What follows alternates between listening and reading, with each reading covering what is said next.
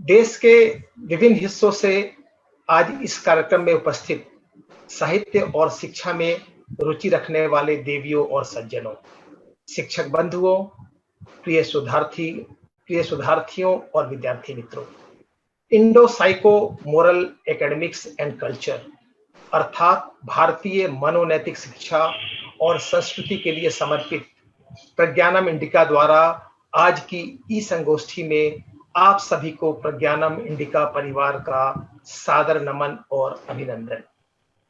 हम अपने कार्यक्रम की शुरुआत एक सूक्ति वाक्य से करते हैं और इस सूक्ति वाक्य के वाचन के लिए मैं सुश्री मनीषा को आमंत्रित करता हूं। मनीषा जी। आप सभी को मेरा सादर नमस्कार। मैं आप सबके सामने भारतीय ज्ञान परंपरा का एक सूक्ति वाक्य प्रस्तुत करने जा रही हूँ। इसे प्राचीनतम ग्रंथ ऋग्वेद से लिया गया है और यही हमारी संस्था प्रज्ञानम इंडिका का ध्येय वाक्य भी है।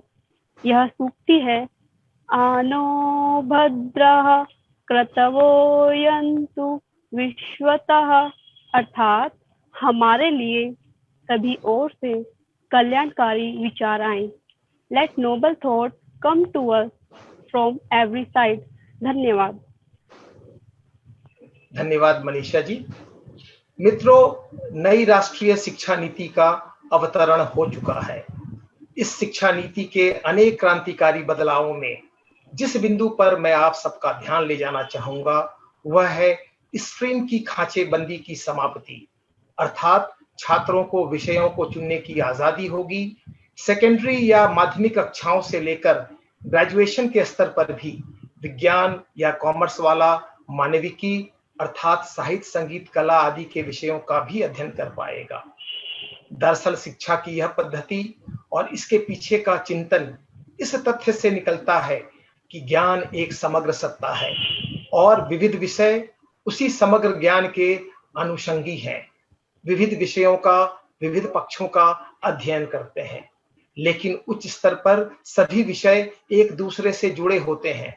यहाँ तक कि भौतिक विज्ञान का क्वांटम फिजिक्स भी एक स्तर पर फिलोसॉफी से जुड़ा हुआ है। इसीलिए नई राष्ट्रीय शिक्षा नीति स्ट्रीम के लचीलापन और उच्च स्तर पर अंतर अनुशासनिकता पर या इंटरडिसिप्लिनैरिटी पर जोर देती है। इसी आलोक में आज के कार्यक्रम का ताना बाना बुना गया है। प्रज्ञानम इंडिका का जो ध्येय वाक्य है, आनो भद्राः क्रतवो यन्तु विश्वतः, अर्थात let noble thoughts come to us from every sides, एक तरह से इसी बात को भी प्रतिबिंबित करता है कि हर विषय में, हर विधा में चारों तरफ से अन्य विषयों के तत्वों का समार हो, वहां से ज्ञान के प्रकाश पुंज आए। आज शोध लगातार अंतर अनुशासनिकता की दिशा में बढ़ रहे हैं। ऐसे में यह जानना महत्वपूर्ण हो जाता है कि साहित्य और अन्य विभिन्न अनुशासनों, विषयों की अवधारणाएं, सिद्धांत और प्रविधियां एक दूसरे के लिए कैसे उपयोगी हो सकते हैं। साहित्य के साथ यानी लिटरेचर के साथ दर्शन यानी फिलोसफी, राजनीति विज्ञान यानी पॉलिटिकल साइंस, समाजशास्त्र अर्थात सोशियोलॉजी, प्रबंधन अध्ययन यानी मैनेजमेंट स्टडीज, मनोविज्ञान अर्थात साइकोलॉजी और इतिहास यानी इतिहास, इन सब में अंतर अनुशासनिक शोध की क्या स्थिति है और इसकी क्या संभावनाएं हो सकती हैं। इन सब पर विचार विमर्श के लिए प्रज्ञानम इंडिका परिवार ने इन विषयों में देश के मूर्धन्य विद्वानों को आमंत्रित किया है। सबसे पहले साहित्य और समाजशास्त्र के अंतर संबंधों पर हम बात करें। हम जानते हैं दोस्तों कि किसी भी साहित्य का मूल आधार उसका समाज ही होता है। साहित्य समाज की ही उत्पत्ति होती है और समाज साहित्य की अंतर्वस्तु। प्रसिद्ध फ्रेंच सोशियोलॉजिस्ट अगस्त कॉम्ट, जिन्हें समाजशास्त्र का जनक भी माना जाता है, उन्होंने साहित्य की उपयोगिता और समाजशास्त्र के सिद्धांतों को परस्पर अनुपूरक माना। साहित्य शोध की प्रविधियों में आज समाजशास्त्रीय अध्ययन पद्धति महत्वपूर्ण हो चुकी है, लेकिन दोस्तों साहित्य के हम विद्यार्थियों या शोधार्थियों को समाजशास्त्रीय अध्ययन, उपागम या अप्रोच का ठीक पता नहीं होता कि कैसे या किन समाजशास्त्रीय अध्ययन उपागमों का हम उपयोग अपने साहित्यिक शोधों के लिए करें। मैं एक उदाहरण देना चाहूंगा। हम मैलांचल उपन्यास पढ़ते हैं रेणु का। दोस्तों, जो हिंदी से बाहर के हमारे शिक्षक या छात्र होंगे, उनके लिए बता दूं कि मैलांचल हिंदी का एक प्रसिद्ध उपन्यास है। इस उपन्यास में रेणु एक जगह लिखते हैं कि यहाँ 12 बरन के लोग रहते हैं। उपन्यास के जो जिस गांव की कहानी है, रेणु यहाँ पर एक साहित्य शास्त्री हैं, तो उन्हें मैं मान सकता हूँ कि उनकी जाति या वर्ण की उनकी जो समझ है थोड़ी उलझी हो, लेकिन हिंदी के किसी भी शोध में, मैलांचल से संबंधित या रेणु के शोध में, मैंने कहीं नहीं देखा कि वर्ण और जाति के क्या अंतर संबंध है। कैसे वर्ण एक अखिल भारतीय अवधारणा है और जाति टिपिकली एक लोकलाइज्ड और फेनोमेना है। कैसे बहुत सारी जातियां वर्णों में आती ही नहीं है, इस पर किसी भी शोध में, किसी आलोचना में कोई जिक्र नहीं होता। उसी तरह से रेणु एक जगह लिखते हैं, बहुत सारे वहां की जातियों का जो कहते हैं वो 12 वर्ण, लेकिन वे जातियां हैं। उन जातियों का वर्णन कहते हुए कहते हैं कि इस गांव में कुर्म क्षत्रिय, धनुकधारी क्षत्रिय, गहलोत क्षत्रिय, यदुवंशी क्षत्रिय इत्यादि इत्यादि का जिक्र करते हैं। लेकिन किसी भी शोध पुस्तक में, किसी भी आलोचनात्मक पुस्तक में मैंने यह नहीं देखा कि क्षत्रिय शब्द का प्रयोग क्यों किया जा रहा है, कैसे धनुकधारी क्षत्रिय हैं, जबकि एम.एन. श्रीनिवास की संस्कृताइजेशन की जो अवधारणा है वो बहुत पहले आ चुकी थी। और संस्कृताइजेशन इस बात को व्याख्यायित करता है कि कैसे बहुत सारी निम्न जातियां, तथा कथित कोई जाति उच्च नहीं, कोई निम्न नहीं, लेकिन फिर भी समाजशास्त्रीय अध्ययन में हम कहते हैं कि तथाकथित निम्न जातियां कैसे अपनी सामाजिक सत्ता को बढ़ाने के लिए संस्कृताइजेशन के प्रोसेस का इस्तेमाल करते हुए लंबे समय में हाई स्टेटस का दावा करती थी। उसी तरह से दोस्तों, प्रेमचंद या दलित साहित्य को समझना हो तो समाजशास्त्रीय उपागम के बिना काम नहीं चल सकता।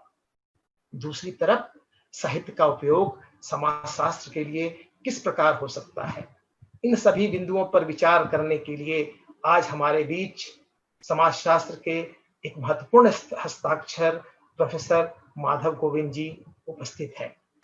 प्रोफेसर माधव गोविंद जी अपने विद्यार्थी काल से ही अत्यंत मेधावी और समाजशास्त्र के साथ साथ लाइब्रेरी एंड इंफॉर्मेशन साइंस में मास्टर्स किया है इन्होंने लखनऊ विश्वविद्यालय से। उनकी पीएचडी जवाहरलाल नेहरू विश्वविद्यालय से हुई। कई पुस्तक पुरस्कारों से सुशोभित वर्तमान में आप जवाहरलाल नेहरू विश्वविद्यालय के centre for studies in science policy में समाजशास्त्र के प्रोफेसर पद पर कार्यरत हैं। Sociology of science and technology, modern science and traditional knowledge, research methodology in social sciences, higher education in science इत्यादि के आप आधिकारिक विद्वान हैं।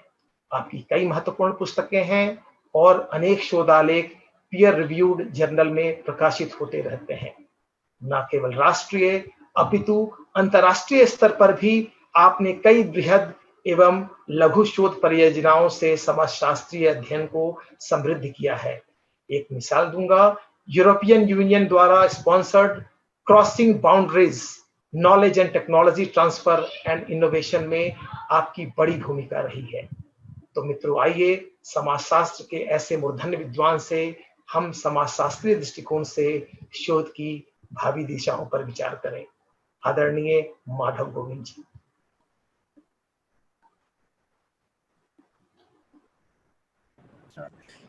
Thank you, Professor Niranjan Kumar ji. I am very much obliged for Pragyanam Indica, the platform on which you have invited me to share my ideas, my understanding about interdisciplinarities. Very nicely you have explained that how the new education policy, there's a growing emphasis on interdisciplinarities and what is happening in the literature and what is happening in sociology. These programs you have organized very nicely when you are going to explore the relation between sociology, political science, management, history, across several disciplines, particularly the social sciences, how literature is interacting and how they are benefiting. So today I will be talking about sociology and literature. When we think about sociology and literature, I will be dealing about that how this relationship has evolved over a period of time and how the methodology of sociology has been used in literature, and literature has been used as a resource material for understanding of the sociology. So I will be taking around 20 minutes to explain the things, and I express my thanks to Professor Niranjan Kumar. So friends, when we find the relation between sociology and literature, there is a close relationship. However, sociologists they have lauded the interdisciplinarities as an ideal, but they have scorned as a threat, but embraced as a practice. There is a growing emphasis on interdisciplinary teaching, research, and theory building as knowledge production.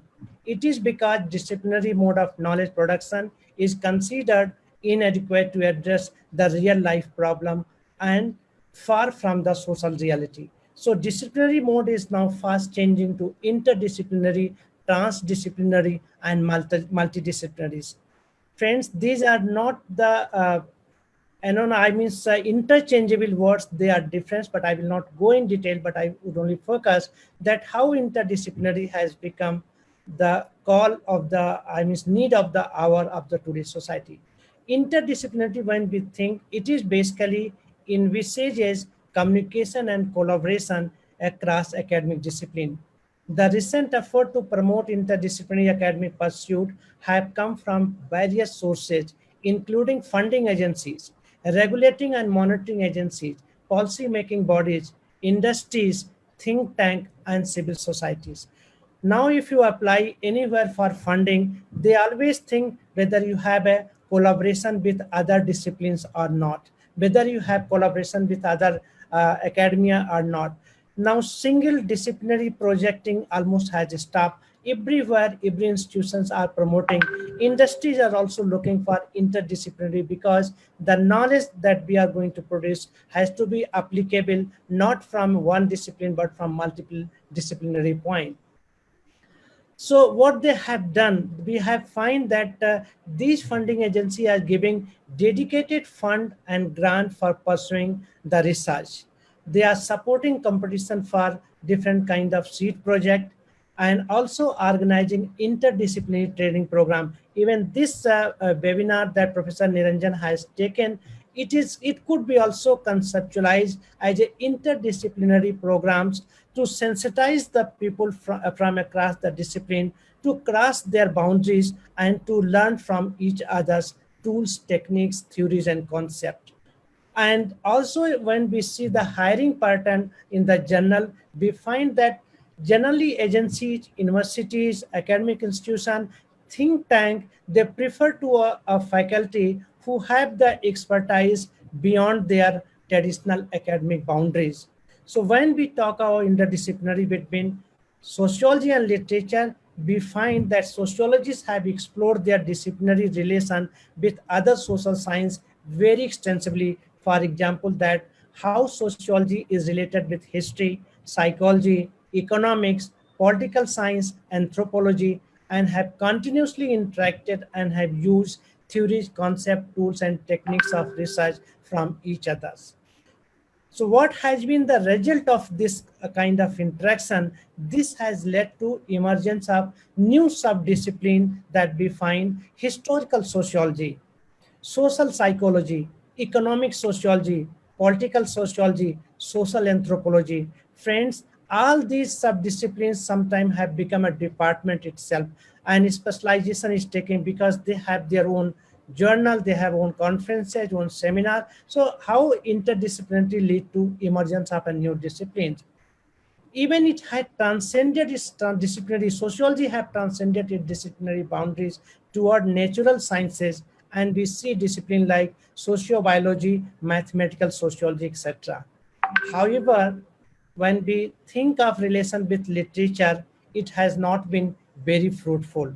All the sociology has been used to analyze the literature in a new area like sociology of literature. A very well established subdiscipline is there, sociology of literature, but sociology of literature is different from social psychology or political sociology or economic sociology, because here sociological tools have been used to understand the context of the literature. It is just like sociology of science, social technology, social literature, but how the interrelationship is not there. It is more a one-sided approach where sociological tools have been used to understand literature instead of transcending of ideas and concepts between them.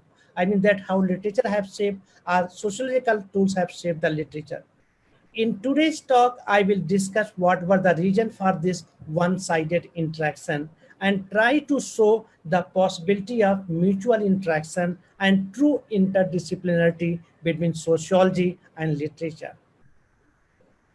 We would show that how both literature and sociology are engaged in analysis of social realities. It is not that literature, novelists or poets are only in imagination and articulation, but they are very much involved just like sociologists in analysis of the social realities.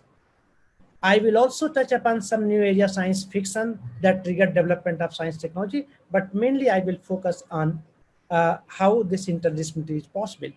Sociology and literary work have a close relationship. According to Revitas, sociology is study of various traits of society and the interrelationship between societies and their relation with their environment.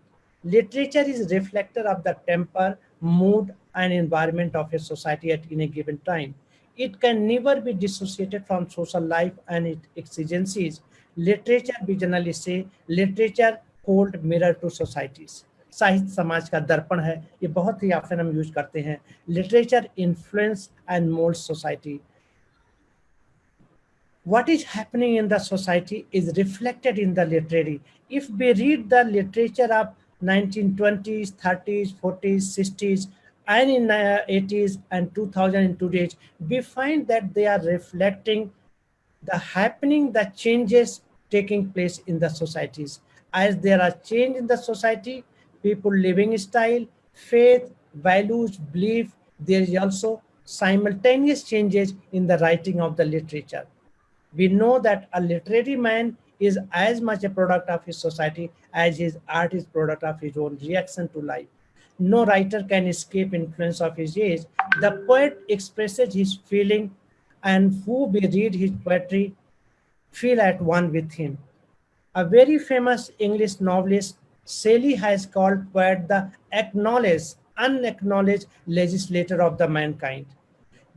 What is the role of a legislator is to lay down the law, a settled course of action that men may follow. Poetry and novels are known to have changed the direction of human mind and set in motion movements that have altered our way of life. For example, Miss Stow's Uncle Tom Cabin was directly responsible for a movement against slavery in literature, in life, and USA of those days. Similarly, the novels of Charles Dickens has directly influenced and creating a feeling in the society for removing exploitation and social justice and calling for social reform. In our case, Sarat Chandra novel have gone a long way in shaping our attitudes to our women in our societies. So friends, when we see the literature is also a form of knowledge, not in a unique and different way, but in a way which is very much similar to sociology. Sociologists claim that they have the objective knowledge and impartial knowledge, disinterested knowledge, but literature is equally and not exactly objective, but it is as much close to reality as sociological knowledge. If we compare the statement of sociologists with those of poets and novelists, we cannot simply distinguish them as that sociology is scientific and literature is an art. They are doing the analysis, and literature people are only describing the reality. Their knowledge is objective, and their literary peoples have only a subjective vision. It is not this kind of division we cannot make. Sociology and literature are comparable.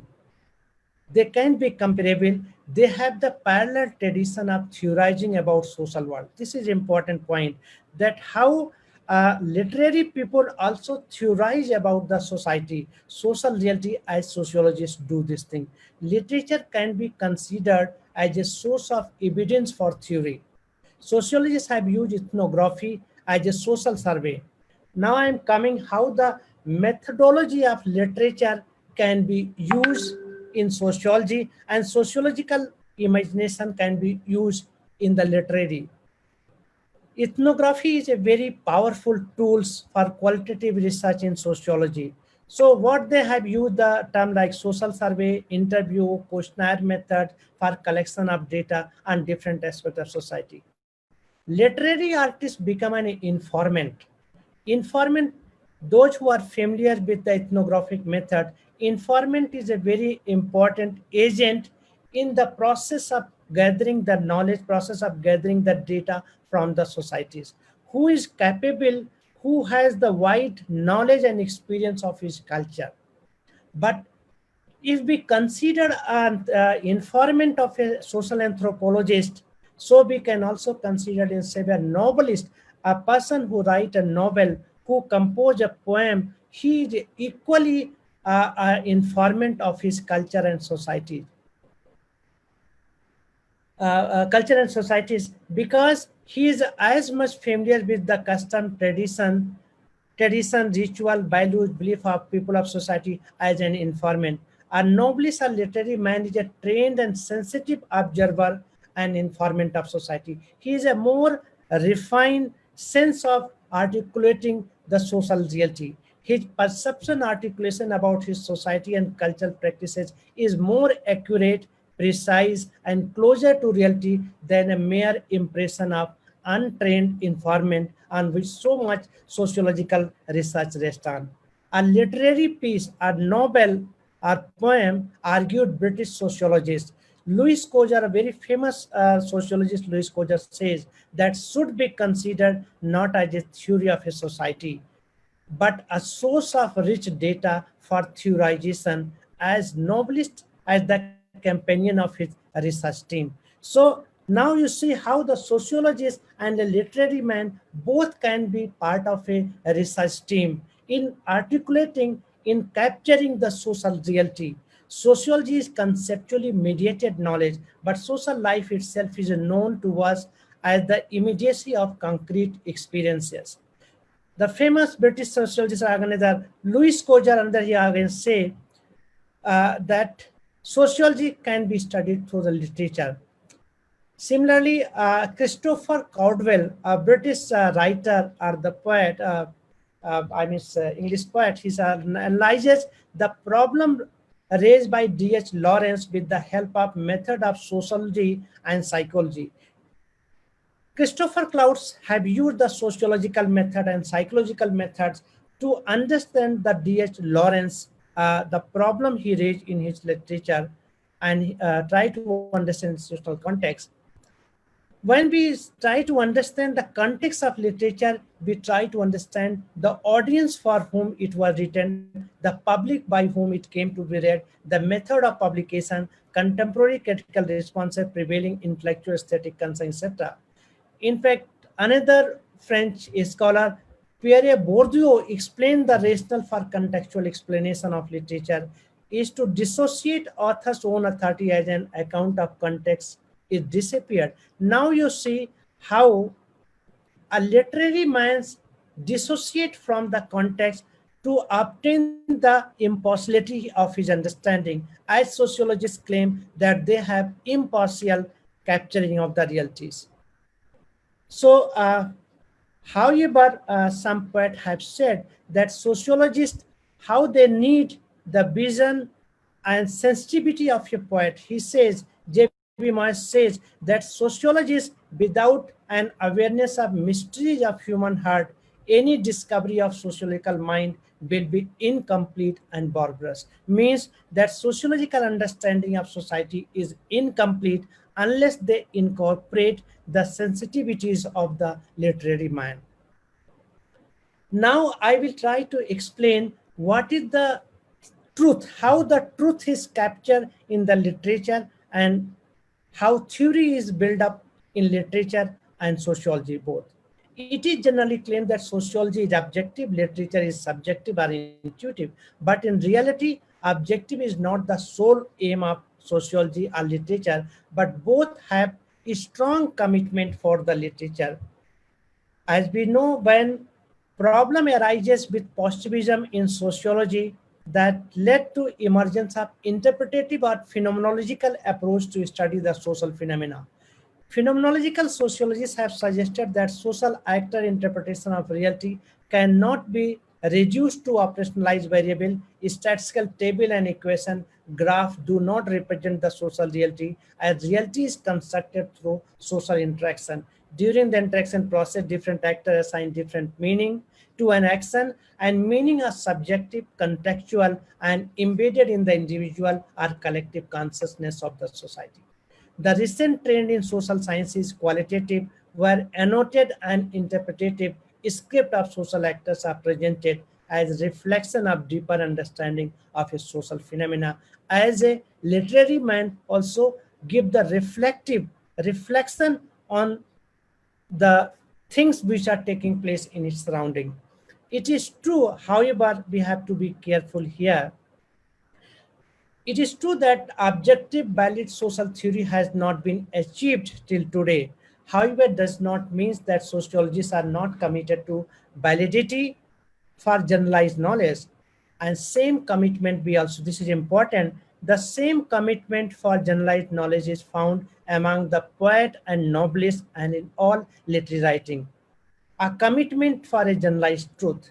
The famous English poet William Butler Yeats argued that poets transcend his subjectivity by submitting himself to traditional poetic form. He wrote, 18th century poet had one quality, I admired and admire. They were not separated individual. They spoke, tried to speak out of a people to a people. I hated and still hate the literature of the point of view. The meaning that he says that literature को ये कहना कि ये तो एक लेखक का point of view है, that is not the true. That is also the capturing of the social. Richard Wright, in his famous poem Native Son, he writes, noblest imagination is a kind of community medium of exchange. What is happening in the society that changes, what he has read, felt, thought, seen, and remembered is translated into extension as impersonal entities. Just like sociologists produce their knowledge as a impersonal knowledge. In fact, he compared novelist to a scientist in a laboratory. As a scientist sitting in his laboratory bench produce knowledge, so a novelist and poet sitting in his room outside his lawn or veranda, watching the nature, thinking about what is happening, is also producing the knowledge. He writes, using his imagination to solve problem posed by a relationship between his fictional character. In novel, they write some fictional character and his personal biography. Whenever we read any novel, there's a fictional character, then again, as a reader, we also associate and find that to what extent they are closer to realities. He described at length the various theoretical perspectives he brought to bear on his central character and implied he could decide to modify the whole structure at a later stage. So he compared with a scientist. Similarly, Jean-Paul Sartre, again, great philosopher, he said, writing, whether in social sciences or in literature, is like taking responsibility for universe. He argued that it is not true that a writer writes for oneself. It is the joint effort of author and reader. So what he suggests that a writer should always ask himself, what would happen if everyone read what I wrote? ये सोचने की जरूरत होती है कि whenever we write, हम ये सोचते हैं कि हम जो लिख रहे हैं इसको सभी लोग पढ़ेंगे, what would be their reaction? Certainly, they would not write to read my personal idiosyncrasy, rather some kind of reflection of the society. Thus, we see that not only do sociology and literature share a commitment to truth, but they share a stand toward the everyday world, whether it is called observation.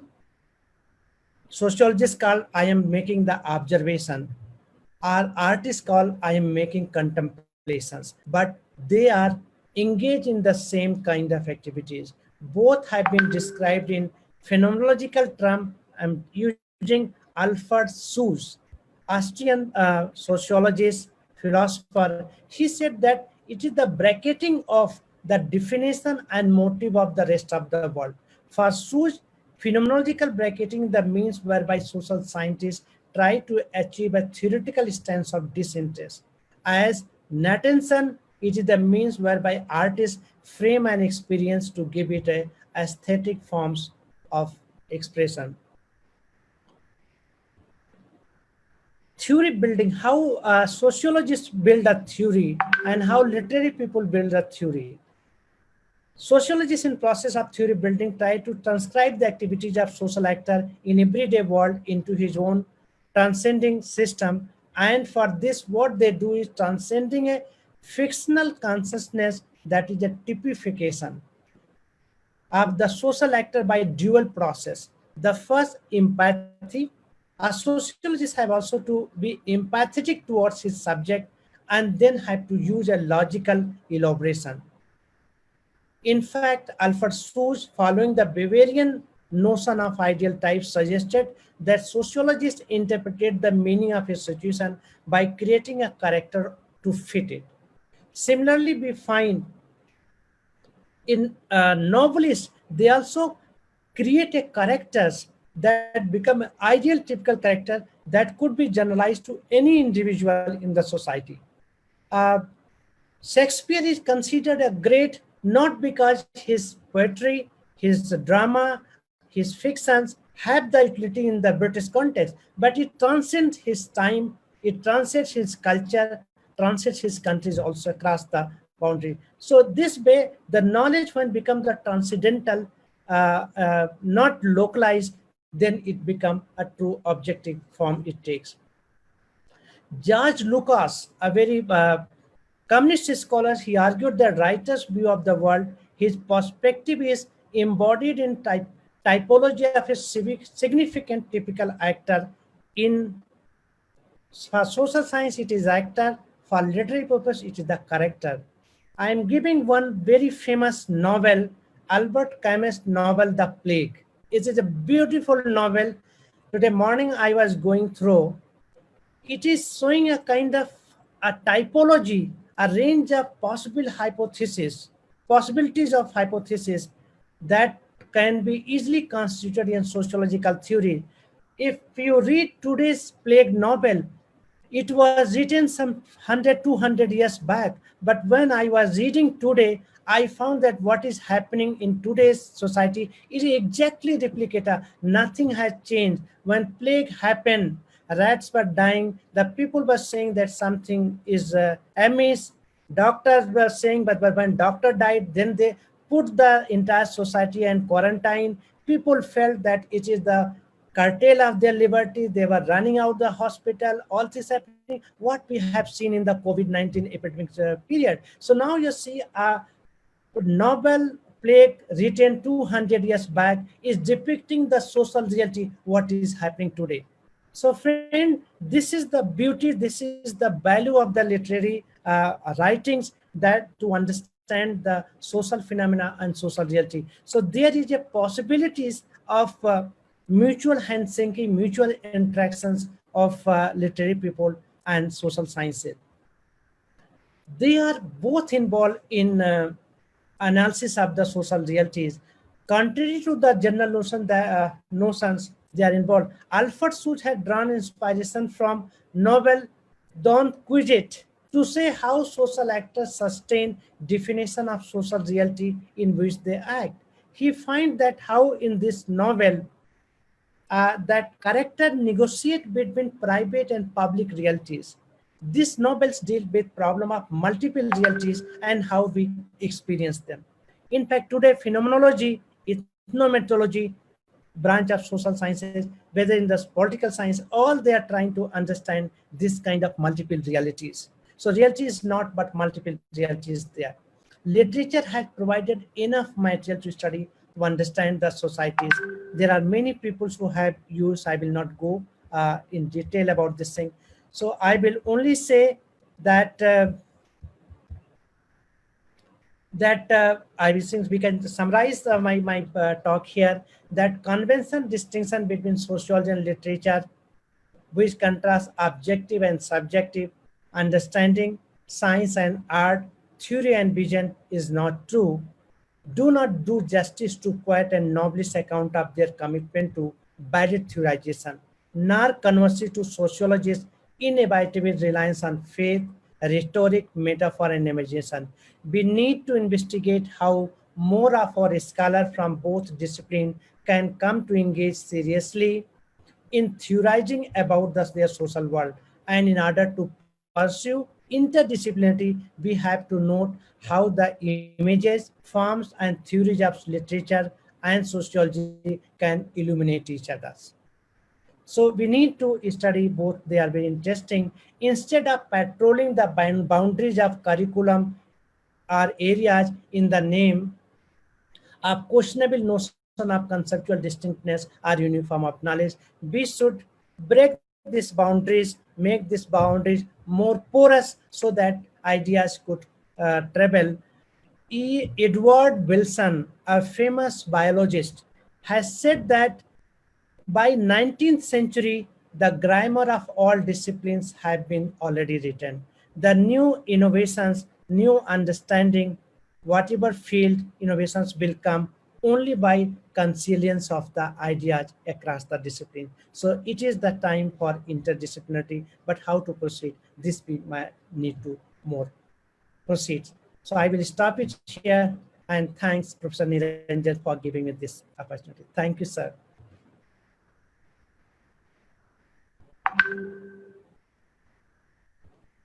Sir, your voice is not coming. Yeah, yes, sir. It is coming now?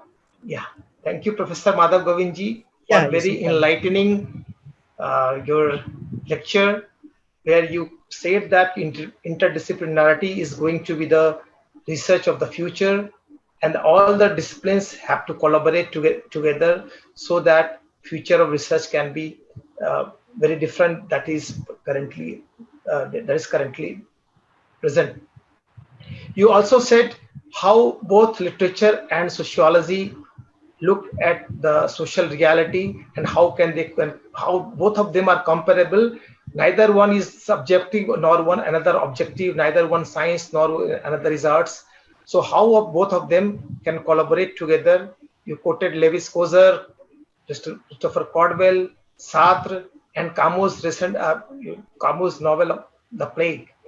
So this has been really enriching experience, and all the students and faculties members of the sociology and literature, both of us would be very much enlightened today, and in future how they can work as a team to collaborate so that the one-sided interaction which you rightly pointed out, that it is a very one-sided interaction, and how it can be breezed, this is the something future will tell.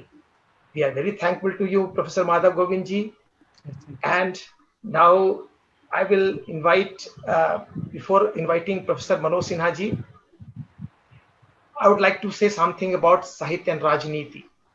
हम जानते हैं दोस्तों कि साहित्य का जुड़ाव समूचे समाज से होता है, लेकिन यह भी एक बड़ा सच है कि राजनीति समाज का संभवतः सर्वाधिक महत्वपूर्ण अंग है. अतः साहित्य और राजनीति का जुड़ाव तो स्वाभाविक है ही. आधुनिक साहित्य पर राजनीति का गहरा प्रभाव पड़ा है. हालांकि तुलसीदास पर के साहित्य पर भी अप्रत्यक्ष रूप से राजनीति का प्रभाव दिखता है, किंतु तुलसीदास का उद्देश्य राजनीतिक व्यवस्था को राम राज्य के सिद्धांतों के आधार पर निर्माण करना था. उसी तरह रीतिकालीन साहित्य भी, जो this is called court poetry of Hindi literature, तो रीतिकालीन साहित्य भी तत्कालीन राजनीतिक परिस्थितियों को प्रतिबिंबित करता है. आधुनिक साहित्य में तो राजनीति का महत्वपूर्ण स्थान ही हो गया. ब्रिटिश सत्ता की प्रतिक्रिया के स्वरूप भारतीय साहित्य में राजनीति की मुखर अभिव्यक्ति हुई. स्वाधीनता प्राप्ति के पश्चात, सत्ता प्रतिष्ठानों से मोहभंग के पश्चात, भारतीय साहित्यकारों ने सरकार और उसके प्रतिष्ठानों की आलोचना की और साहित्य में उसे महत्वपूर्ण स्थान दिया. हिंदी साहित्य में यशपाल का झूठा सच, रेणु का मैला आंचल, श्रीलाल शुक्ल का राग दरबारी, मन्नू भंडारी का महाभोज आदि ऐसे उपन्यास हैं जिसमें हमें राजनीतिक प्रभावों के गहरे चिंतन की छटा दिखती है. राष्ट्रवादी हो या गांधीवादी, मार्क्सवादी हो या लोहियावादी, सभी राजनीतिक चिंतनों ने भारतीय साहित्य को गहरे प्रभावित किया है। साहित्य के शोध में राजनीति शास्त्र की अवधारणाओं, सिद्धांत और प्रविधियों का हम कैसे उपयोग कर सकते हैं, और ठीक उसके विपरीत क्या साहित्य भी राजनीति शास्त्र के शोध को समृद्ध कर सकता है? इसे जानने के लिए आज हमारे बीच राजनीति शास्त्र के चोटी के मूर्धन्य विद्वान डॉक्टर मनोज सिन्हा जी मौजूद हैं। Doctor Manoj Sinha ji public administration, Indian political thought और गांधीयन थॉट के जाने माने व्यक्तित्व हैं। आपकी शिक्षा दीक्षा मुख्य रूप से दिल्ली विश्वविद्यालय से हुई और आपने दिल्ली विश्वविद्यालय के कई कॉलेजों में लंबे समय तक अध्यापन किया है।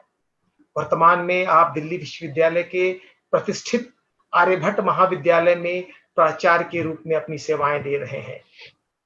दिल्ली विश्वविद्यालय में अनेक जो नए पाठ्यक्रम चले हैं, उसमें नवाचार के आग्रही डॉक्टर मनोज सिन्हा का बहुत बड़ा योगदान रहा है। वह चाहे फाइनेंशियल मार्केट से रिलेटेड एड ऑन कोर्स हो या फिर लैंग्वेज एंड पर्सनालिटी डेवलपमेंट से रिलेटेड कोर्सेस। आप यूजीसी ऑब्जर्वर मेंबर एक्सपर्ट के रूप में कई महत्वपूर्ण भूमिकाएं निभा चुके हैं। Social justice, education, environment, governance, politics पर अनेक शोध पत्र और पुस्तकें आपकी हैं। इन विषयों के विद्वान के होने के साथ साथ आप एक कुशल प्रशासक और जमीन से जुड़े हुए एक सहृदय इंसान भी हैं। मैं साहित्य और राजनीति विज्ञान पर अपनी बात रखने के लिए आपको सादर आमंत्रित करता हूं, डॉक्टर मनोज सिन्हा जी। नमस्कार निरंजन जी, प्रज्ञानम इंडिका के सभी सदस्यगण एवं आज इस सभा में उपस्थित सभी मेरे सहयोगी, सहभागी एवं छात्रगण। निरंजन भाई ने जब इसके लिए इनवाइट किया एक राजनीति और साहित्य के इंटरलिंकिंग को लेकर के बोलने के लिए, तो एक बारी तो दिमाग में आया कि इस पर मैं तो भला क्या बोलूंगा, क्योंकि मैं कभी साहित्य का विद्यार्थी नहीं रहा हूं। लेकिन फिर एक ही मिनट में एक दूसरी बार सोचा तो ऐसा लगा कि साहित्य का अध्ययन तो हमारे लिए एक नेचुरल है। नेशनल एजुकेशन पॉलिसी अभी आई है, लेकिन कई मायनों में नेशनल एजुकेशन पॉलिसी ने हमारे यहाँ जो वेरियस एजुकेशनल पॉलिसीज रही हैं, उसी में से एक निचोड़ सा निकाला है और निकाल कर हमें एक दिशा देने का काम किया है अभी। तो उस क्रम में और विभिन्न अन्य एनवायरमेंटल जो कंडीशंस होती हैं, सोशियोलॉजिकल और डेवलपमेंटल जो चेंजेस होती हैं, उसकी हम ऐसे एक जनरेशन से आते हैं जहां हमारे पास ना मोबाइल फोन होते थे, ना टेलीविजन होता था, एक रेडियो होता था थोड़ा सा साथी, जिसमें घंटे 2 घंटे हम गाने सुनते थे या कोई कार्यक्रम सुनते थे। उस समय इस तरह के डिबेट्स भी हम लोग रेडियो पर सुनते थे, और हमारे साथी होते थे किताबें। तो याद किया तो अभी निरंजन भाई एक उदाहरण दे रहे थे कि रेणु जी का मैला आंचल। अब रेणु जी का मैला आंचल साहित्य के लिए कोई बहुत बड़ी चीज होगी, लोग उसको फॉर्मली पढ़ते होंगे, एनालाइज करते होंगे, बट मेरे जनरेशन के लोगों ने, मैंने 8वीं क्लास में उसको पढ़ा था, पता नहीं कितना समझ में आया था, ये अभी भी मुझे नहीं मालूम है कि कितना उसमें से समझ पाया, कितना उसमें से निचोड़ पाया जो कुछ रेणु जी कहते थे। लेकिन पढ़ने का समय हमारा वही होता था, यानी हमारी दोस्ती जो होती थी वो एक लिटरेचर के साथ एक अन्य प्रकार की होती थी। इसीलिए हिम्मत किया और निरंजन भाई से कहा कि ठीक है, जो पढ़ा है उसको अपने बाद के ज्ञान के साथ, यानी राजनीति शास्त्र का मैं छात्र हूं, अभी भी पढ़ता हूं उसमें, उसके साथ कुछ लिंक करने की कोशिश करूंगा और अपनी भी बात बोलूंगा, उसमें कुछ विद्वानों की मदद भी लूंगा। ऐसा करके एक मन में आया, वही बातें आपके सामने रखता हूं। थोड़ी सी तो अपने भारतीय संदर्भ में भी कुछ बातें कहूंगा, लेकिन लार्जली क्योंकि हमारा रिसर्च बहुत सारा वेस्टर्न लिटरेचर पर आधारित होता है हमारे लिए पॉलिटिकल साइंस में, इसलिए वहां से भी बहुत सारे उदाहरण और जो विश्व में जो एक ट्रेंड है राजनीति और इसके साहित्य के बीच में कोरिलेशन का, उस पर अपने दृष्टिकोण थोड़ा सा रखने की चेष्टा करूंगा यहाँ पर। तो सर्वप्रथम उठाता हूं अपने भारतीय संदर्भ को, जिस पर निरंजन भाई ने थोड़ा सा अपना एक इशारा भी किया है हमारे लिए कि ऐसा नहीं, राजनीति के रूप में आप देखेंगे तो जितने भी हमारे अलग अलग दृष्टिकोण होते हैं राजनीति में, उन सब लोगों को आप देखेंगे कि वो कहीं ना कहीं पॉलिटिकल को हमारे लिटरेचर, समाज, सबके साथ जोड़ने की चेष्टा करते ही हैं। उन्होंने एक जैसे हमारे लेफ्ट व्यू का दिया या लोहियावादियों का दिया, वो सब लोगों ने किया है। वो क्या मानते हैं? वो मानते हैं, जैसे मैं अगर गोपाल प्रधान जी की मदद लूं तो वो कहते हैं कि साहित्य की अतिरिक्त स्वायत्तता के पैरोकार और कविता के पवित्रता के आग्रही आमतौर पर साहित्य और राजनीति के आपस में दुश्मन साबित करके साहित्य को राजनीति से दूर करने में ही उसकी भलाई समझते समझाते हैं। जबकि सबसे अधिक उनका गुस्सा प्रगतिशील लेखकों पर उतरता है, यानी वो कंप्लेन कर रहे हैं कि आप प्रगतिशील लेखकों को टारगेट करते हैं, ठीक है।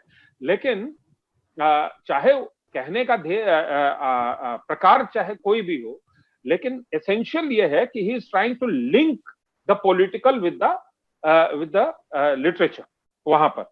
और उसके बाद वो कहते हैं कि इस प्रगतिशील लेखक जो हैं वो प्रेमचंद का एक अध्यक्षीय भाषण था जिसका सहारा लेकर उन्होंने कहा कि साहित्य राजनीति के आगे चलने वाली मशाल है और यह कथन जो है प्रगतिवाद विरोधियों के लिए दोनों के बीच विरोध पैदा करने का अस्त्र और साहित्यकार के राजनीति से परहेज बरतने का बहाना बन जाता है, ऐसा एक मानते हैं। जबकि प्रेमचंद्र खुद अपनी लेखन को किताबों को स्वतंत्रता आंदोलन का अंग मानते, मतलब ऐसा एक हम मान सकते हैं। और बट सिर्फ इस दौर का नहीं, इससे भी पुराना जाते हैं, और खुद निरंजन जी ने भी इसका उदाहरण हमारे सामने दिया कि आप जैसे वाण भट्ट की कादम्बरी में जाएं तो वहां पर भी जो शुक्नासोपदेश है वो राजनीति के बारे में एक गंभीर उपदेश के रूप में आता है। और उससे आगे बढ़ेंगे, जैसे पंचतंत्र है, पंचतंत्र तो पूरी जो कहानियां थी वो राजकुमारों को एक राजनीति के शिक्षा दीक्षा देने वाला एक रास्ते के तौर पर इस्तेमाल किया गया था। या शूद्रक के वृक्ष कटिकम को लें या विशाख के मुद्रा राक्षस को लें, तो ये सारे एक पॉलिटिकल डिस्कोर्स के पार्ट की तरह देखे जा सकते हैं। अभी तुलसीदास का भी उदाहरण दिया भाई ने, और मतलब उसमें जो एक राजनीति शास्त्र के छात्र के रूप में देखता हूं तुलसीदास को, तो वो देखता हूं कि उनके जो राम राज्य की परिकल्पना थी वो एक यूटोपिया सा बनाते हैं राम राज्य को पूरा, जिसको बाद में उसी ट्रेडिशन में कहीं पर मॉडर्न टाइम्स में भी अगर आप देखेंगे तो गांधी भी उसका इस्तेमाल करते हैं। गांधी ने भी एक राम राज्य की परिकल्पना की। तो तुलसीदास के राम राज्य से लेकर गांधी के राम राज्य तक एक कॉमनैलिटी क्या बनती है? कॉमनैलिटी है कि ये यूटोपियन स्टेट बनाने की कोशिश कर रहे हैं, एक राज्य बनाने की चेष्टा कर रहे हैं जो कि आदर्श राज्य, it is an ideal state for their. और इसकी परिकल्पना जो हम इंडियन कंटेक्स्ट में कर रहे हैं और तुलसीदास से कर रहे हैं लगातार, वो परिकल्पना हमें वेस्टर्न साहित्य में भी दिखती है। कहां पर दिखती है? जैसे प्लेटो को अगर पढ़ें तो प्लेटो का जो आदर्श राज्य, आइडियल स्टेट बनाने की परिकल्पना करता है, वो कहीं सिमिलर लाइंस पे है। यानी राजनीति में हम जो सोच रहे हैं वही चीज कहीं पर साहित्य में तुलसीदास भी सोच रहे हैं, और उन परिकल्पनाओं पर आधार करके कहीं पर ये राज्य का, ये स्टेट का निर्माण जो है वो चलता है। यानी politics also draws its inspiration in many ways from the literature that is created.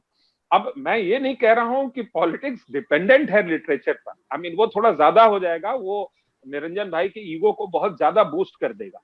तो मैं वापस लेता हूं थोड़ा कि भाई राजनीति से भी साहित्य कैसे पैदा होता है, मतलब ये दो तरफा बातें होती हैं। और तो there will be an argument कि साहित्य जो है वो भी रिप्रेजेंटेशन होता है, और उसमें सिर्फ राजनीति नहीं कहूंगा, it's a more holistic representation. और माधव गोविंद जी ने कई बातें अभी उठाई सोशियोलॉजिकली, जिससे ये निकल कर आता है कि after all any thinking is a product of the environment. We are all, as people, as individuals also, and as a collective also, we are product of the environment, totality of the environment around us, which includes a lot of things, including sociological, psychological, political, and economic input also in many veg. I mean आजकल economist जो हैं वो लगातार कहते हैं कि सारा वातावरण जो है वो इकोनॉमी के कारण बनता है चारों तरफ।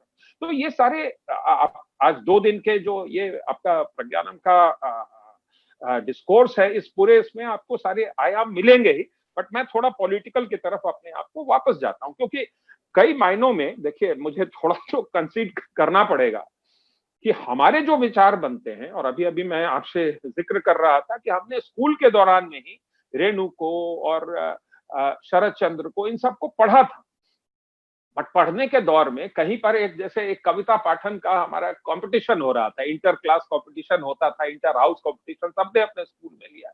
उसमें कहीं पर मुझे जो कविता मिली वो मिली वाचने के लिए संसद से सड़क तक। अब संसद से सड़क तक उस समय उसको 8वीं 9वीं कक्षा में पूरी तरह पॉलिटिकली अप्रिशिएट करना ये मेरे बस की बात नहीं थी, बट आज उनको मैंने उन शब्दों को, उन वाक्यों को पूरी तरह रट लिया था और उसको एट माय बेस्ट एबिलिटी उसको बोलने की कोशिश की थी। बट अब आज रियलाइज करता हूं कि धूमिल ने उस समय संसद से सड़क तक में क्या कहने की चेष्टा की थी, और कहीं ना कहीं पूरा जो मेरा पॉलिटिकल साइंस का जो अध्ययन रहा है उसके बैकग्राउंड में कहीं पर वो संसद से सड़क तक जो है एक छाप के रूप में अपनी जगह बना करके हमेशा से रखा है। तो it is a two way process between Sahitya, which is a product of the larger environment, of which the political is a very important one, as has been told to you. But it also, in turn, feedback mechanism की तरह influence भी करता है हमारे अपनी सोच को। ये थोड़ा सा इंडियन कंटेक्स्ट में मैंने कुछ बातें आपके सामने रखी, और इसमें थोड़ा सा कंटिन्यू भी कर सकता हूं कि कई मायनों में, जैसे एक एग्जांपल और अगर उठाने की कोशिश करूं, अब जैसे एकदम साहित्य तो नहीं, लेकिन कौटिल्य का जो अर्थशास्त्र है, ठीक है, उनकी जो किताब है वो अपने आप में एक बेस पुस्तक के रूप में मानी जा सकती है on the discourse of state craft. पूरा जो स्टेट क्राफ्ट यानी राज्य चलाने की पद्धति, सरकार कैसी होनी चाहिए, इसके बारे में एक डिस्कोर्स है। लेकिन हम वहां भी क्यों रुके, कौटिल्य पर भी हम और पीछे जाएं तो महाभारत काल, महाभारत, गीता के जितने भी उपदेश है आप कहीं से उठाइए, कोट कीजिए, और लिटरेचर के जो लोग यहाँ बोलेंगे वो कोट करते ही रहेंगे गीता को समय समय पर। उसका पूरा किताब का जो लबो लबाब है वो क्या है, वो पूरा स्टेट क्राफ्ट पर है। यानी it is actually a political discourse जो हम मानते हैं। हम एक पॉलिटिकल साइंटिस्ट जब एक गीता को पढ़ता है तो गीता को वो स्टेट क्राफ्ट के किताब के बारे में ही पढ़ता है पूरी तरह से। अब ये तो हमारा इंडिक या भारतीय पर्सपेक्टिव एक हुआ कि कैसे कैसे हमारा साहित्य और राजनीति इंटरलिंक होता है। लेकिन एक विषय बिना बोले अगर छोड़ दूंगा तो वो जरा सा अधूरा सा रह जाएगा मेरे मन में, और वो है कि कई मायनों में हम देखते हैं कोई विषय हम उठाते हैं, और मैंने एक रिसर्च किया एनवायरनमेंट इकोलॉजी पे, और एनवायरनमेंट इकोलॉजी पे रिसर्च करते करते, चूंकि इसका उदाहरण ऑलरेडी माधव गोविंद जी और इनके इसमें आया अपने वाचन में, कि उसमें जब मैं पीछे जाने लगा तो मैंने पाया कि ये विषय महात्मा गांधी उठाते थे।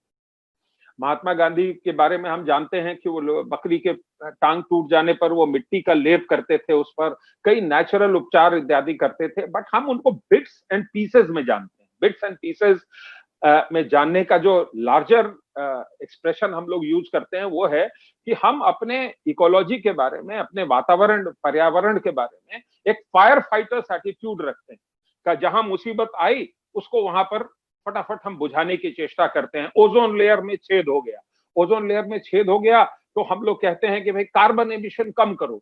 अब हमने कार्बन एमिशन 50 वर्षों तक किया, अब जल्दी जल्दी उसको थोड़ा कम करने की चेष्टा करते हैं, हमारी लाइफस्टाइल से उसकी एकता नहीं हो पाती है, ऐसी कई प्रॉब्लम्स हमारे पास आती है। लेकिन हम पीछे चलते जाते हैं तो मैंने पाया अपने रिसर्च के दौरान में कि अथर्ववेद के पृथ्वी सूक्त में एक मंत्रोच्चारण था जो हमें इसका पूरा होलिस्टिक एक अपना रिप्रेजेंटेशन हमारे पास देता था। अब अथर्ववेद के पृथ्वी सूक्त में जो कुछ है वो हम हर पूजा पाठ में अपना कहीं ना कहीं उसका हवन के दौरान में कहते हैं। हम जीवः शांति मांगते हैं, हम पृथ्वी शांति मांगते हैं, हम वनस्पति के लिए शांति मांगते हैं उसमें, और सबके लिए ओम शांति शांति शांति करते हैं। जब हम ये करते हैं तो हम एक्चुअली क्या मांग रहे हैं ये कई बार हमें नहीं मालूम होता है। यानी हम पूरी ब्रह्मांड की शांति मांगते हुए कहते हैं कि इस इकोलॉजी को शांत रखो, और शांत रखने का जो मैसेज है वो हमारे पास कौन कैरी करेगा? वो कैरी करता है हमारे पास literature. That is what the role of literature is to us, कि अगर वो कम्युनिकेटिव वे में हमें ये बता नहीं पाता है तो हम कहीं पर अपनी जो लाइफ पॉलिसीज हैं उसी को भूल जाते हैं, पूरे अपने जीवन के आचरण को उसको भूल जाते हैं। और that is the kind of loss we have in our lifestyle, in the totality of our human behavior, if literature stops to represent in a language that is we understand. और ये मैं क्यों कह रहा हूं कि मैं जब अथर्ववेद में पहुंचा तो मैंने पाया मैंने जीवन में संस्कृत कभी पढ़ा ही नहीं, और संस्कृत ना पढ़ने के कारण my appreciation for all the messages that were there was not conveyed to me.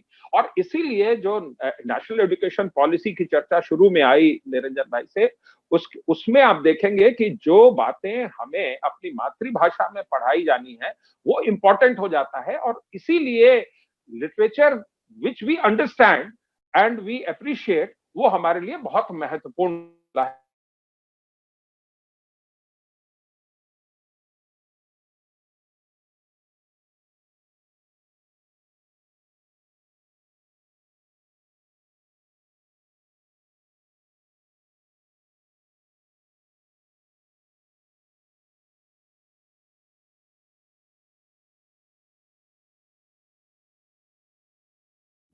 Manoj ji क्या हमारी बात सुन रहे हैं? मनोज जी क्या हमारी बात सुन रहे हैं? Doctor Manoj ji?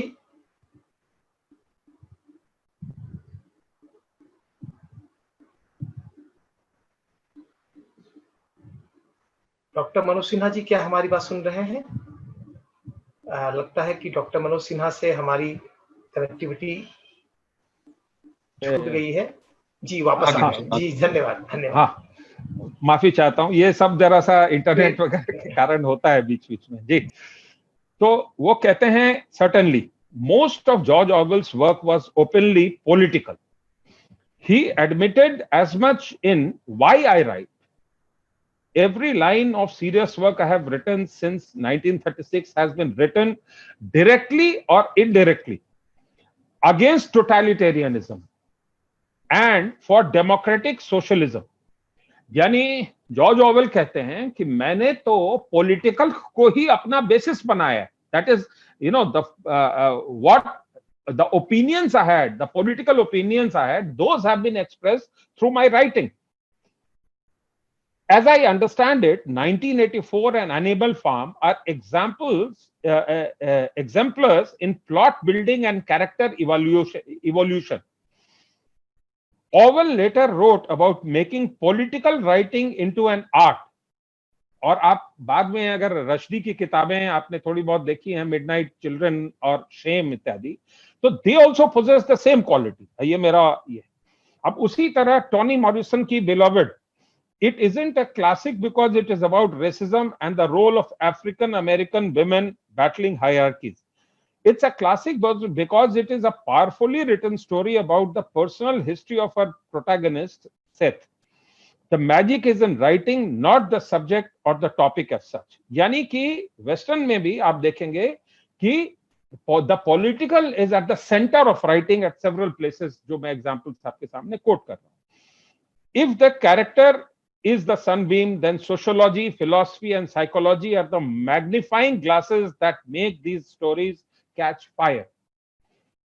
A good instance of this is in the Indian diaspora, where Jhumpa Lahiri, her first 3 works of fiction were deeply personal with a tiny bit about high politics or the historical thrown in. Her 4th, The Lowland, dealt in some parts with the West Bengal of the 60s. It seemed to me it was Lahiri's way of testing political waters as a writer, but I mean, ये matter of opinion हो सकता है. I feel did not work out very well. I mean, that's the underlying. The political novel isn't just the infusion of the noise of politics into fiction. It has to do much more. That happens in Neil Mukherjee's saga, The Lives of Others, set in the same era as the Lowland. Here, the entirety of Naxalism and political extremism become narrative defining forces. Politics is personalized, humanized, brought to life through character conflict. यानी एक literary person जो है वो अपने characters के through जिन बातों के बारे में सोचता है उनको वहां पर वो पॉलिटिकल में एक ओवरऑल एक पेडागॉजी में डाल करके और उसको फ्रेम करके और आपके सामने वो पेश कर देता है। उसी तरह योंग जाई जो हैं वो करते हैं। एक इटालो कैल्विनो जो हैं वो यूजेस ऑफ लिटरेचर में लिखते हैं कि literature is necessary to politics above all when it gives a voice to the one who doesn't have a voice, when it gives a name to the one who doesn't have a name, and especially to all that political language excludes or tends to exclude. Literature is like a ear that can hear more than politics. Literature is like an eye that can perceive beyond the chromatic scale to which politics is sensitive. अब ये बहुत important बात है और मतलब साहित्यकारों को तो खुश हो जाना चाहिए इस बात से कि भाई ऐसा लगता है जैसे राजनीति के लिए लिटरेचर जो है वो कान, नाक और आंख की तरह होता है, जहां आप अपनी राइटिंग से राजनीति को रिफ्लेक्ट करते हैं और बाकी जो लोग पढ़ते हैं राजनीति को वो आपकी राइटिंग्स के थ्रू उसको फिर जानते हैं। ऐसा एक आर्गुमेंट दे रहे हैं kelvin. 3 propositions are made in the above quotation. The first I'm arguing is important to that literature is important to politics above all when it represents the politically voiceless and nameless. The second and third pertain to the greater sensitivity of perception, and which Calvino also argues, आपको जो अभी बताया था, of literature, that literature is like a ear and can hear more than politics, and an eye that can perceive beyond the chromatic scale to which politics is sensitive. क्यों कह रहा हूं? क्योंकि जो लिखते हैं या जो पोएट होते हैं उनकी सेंसिटिविटी भी कहीं ना कहीं उसमें जाती है। अब यहां पर जो माधव गोविंद जी का आर्गुमेंट था कि in many ways it gives a perception that literature is subjective and हमारे जो सोशल साइंसेज हैं, पॉलिटिक्स या sociology, we start to argue कि we are the objective science, we are objective and literature becomes subjective because literature starts to reflect what it uses, the information that it gets through its eyes and ears, and then processes it in its mind to produce a little more than what can be the actual, and therefore the objectivity is lost and the subjectivity comes in. Is it good, bad? अभी वो argument जो है वो बाकी है. In considering how the chief necessity of literature to politics resides in the representation of the politically excluded, it is perhaps necessary to first explore the reasons for which literature is able to acknowledge those whom politics often overlooks. Now, politics में, the survival of the fittest वो कई बार काम करता रहता है. People who win an election, become the leader. The other person might lose by just 1 vote or 2 votes. It doesn't, but the politics doesn't always reflect that. One comes into power, the other doesn't remain in power, and that chasm or the gap between the two is huge. ये मैं political practices की बात कर रहा हूँ, philosophy की नहीं. तो उससे क्या होता है कि कई बार जो dominant voice होती है, वो voice politics में express होता है, and the other voices tend to get killed. अभी एमएन श्रीनिवास की बात की अपने माधव गोविंद जी ने, ठीक है, बट अगर आप योगेंद्र सिंह को थोड़ा सा देखें 1 मिनट के लिए, एमएन श्रीनिवास एक पॉइंट तो डालते ही हैं वहां पर, जहां पर जो सोशल रियलिटीज होती हैं वो हमेशा दिखती नहीं है हमारे लिटरेचर में। वो बात थोड़ा माधव गोविंद जी ने हिंट किया वहां पर। वर्ण सिस्टम और कास्ट सिस्टम के बीच में एक जो डिफरेंस था वो कहीं पर लॉस्ट हो गया। Whether the question also remains कि वो डेलिबरेट था कि नहीं। इट वॉज परहैप्स डेलिबरेट कि आप इतना चाज्म समाज में क्रिएट करना चाहते हैं, अगर आपकी पहले से सोच हो जाए, जो कि वामपंथी विचारधारा में बहुत ज्यादा रिफ्लेक्ट भी होती है, कि वो पहले से सोची हुई है कि इस समाज को बहुत बांट बांट के दिखाना है हमेशा, तो अब आपके साहित्य में वो बात हर जगह वो रिफ्लेक्ट करने लगती है, उसको बांटना, that becomes the goal. So the goal is first set and then the literature follows that after that. But अभी मैं उसकी चर्चा नहीं कर रहा, मैं उस जो चर्चा करना चाह रहा हूं वो करना चाह रहा हूं योगेंद्र सिंह की, जहां पर वो कहते हैं कि there are great traditions but there are also simultaneous little traditions. और वो लिटिल ट्रेडिशंस जो हैं कहीं पर राजनीति के व्यवहार में वो छूट जाती हैं। वो छूट जाती हैं क्योंकि जो ग्रेट ट्रेडिशंस हैं वो डोमिनेंट ट्रेडिशंस हो जाती हैं वहां। एंड सो द लिटरेचर का एक काम भी है, और समय समय पर आप पाएंगे कि उसने किया भी है कि इन लिटरल ट्रेडिशंस को लिटरेचर अपने में वो कहीं समाहित करके और उसको एक्सप्रेस करता रहता है एट वेरियस टाइम्स। और इसलिए politics by itself becomes much more holistic, much more engulfing, much more accommodating to every voice through literature, through the expressions of literature। ऐसा एक आर्गुमेंट हम दे सकते हैं। I'm just trying to argue that over here। अब सिर्फ ये तो सोशियोलॉजिकली मैंने योगेंद्र सिंह का एग्जाम्पल लिया, बट आप इसको पॉलिटिकल एग्जाम्पल्स में भी ले सकते हैं। जो मैं थोड़ा सा इतिहास का सहारा लूं, ये याद रखिएगा कि आज की राजनीति जो है वो कल का इतिहास होता है हमेशा। तो हमारे समय समय पर, यानी इतिहासकार जिसको एंशिएंट या मेडिवल मॉडर्न टाइम्स में बांटकर देखते हैं, वो उनके लिए वो इतिहास का दर्पण है, बट हम राजनीतिक शास्त्रियों के लिए वो उस समय की राजनीति होती है। तो मेडिवल काल में जो सारी राजनीति थी वो थी वॉर्स की, डोमिनेंस की राजनीति। अब जो ताकतवर होता था वो डोमिनेट करता था, सही है। दिल्ली का तख्त बहुत इंपॉर्टेंट होता था उस मेडिवल काल में। तो दिल्ली के तख्त पर जो जीत लेता था वही भारत पर राज करता हुआ दिखता था। यानी मुगलों ने शासन किया, ये एक सत्य है, उसको हम कंटेस्ट नहीं करते। लेकिन सवाल मेरा ये रहता है कि मुगलों ने कितने साल शासन किया। आपसे अगर मैं अभी इंटरैक्टिव नहीं है हम लोग, लेकिन मैं आपसे एक क्वेश्चन करता कि जरा गिनिए कि कितने साल बाबर आए, हुमायूं, बाबर, शाहजहां, जहांगीर, अकबर, औरंगजेब, वहां आते आते जरा खात्मा सा होने लगता है धीरे धीरे। और भी हैं शासक, लेकिन ढलने लगती है उम्र।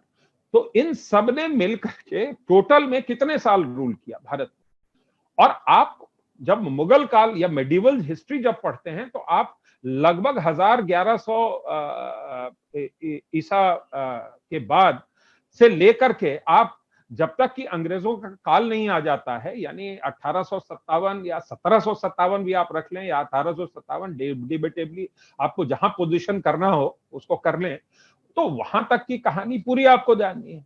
तो ये बीच में लगभग 500 साल की कहानी कहीं इस डोमिनेंट कहानी में, मुगलों के कहानी में आती ही नहीं है वहां पर।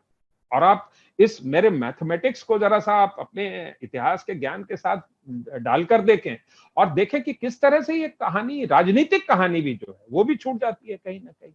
अब ये कहानियां कहाँ रिफ्लेक्ट करेंगी? ये कहानियां आप लोगों के साहित्य के गीतों में, जहां चंद बरदाई का भी साहित्य आता है, जहां पर पृथ्वीराज रासो के थ्रू उसकी कहानियां भी रिफ्लेक्ट होती है, and so on and so fourth.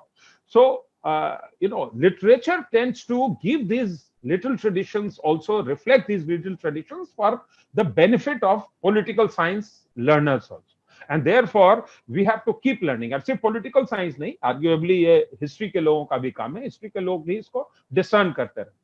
तो पहले मैंने एग्जाम्पल आपको एंशिएंट से लिया था, जहां कौटिल्य और इस तरह से, या शुक्र नीति का पूरा एक हमारा इतिहास रहा है, वहां पे भी कुछ हमें रिफ्लेक्शंस मिलती हैं।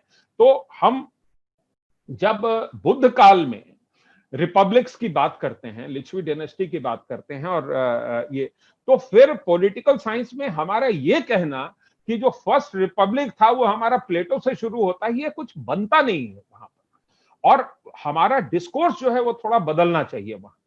और इसी तरह से कहीं ना कहीं पर अब फॉर एग्जाम्पल हम लोग जब स्टेट क्राफ्ट के बारे में बात करना शुरू करते हैं वेस्टर्न राइटर्स के आधार पर, तो हम स्वतः ही एग्जाम्पल पिकअप करते हैं मैकियावेली का, कि भाई मैकियावेलियन थॉट प्रोसेस जो है वो बहुत महत्वपूर्ण हमारे लिए होता है।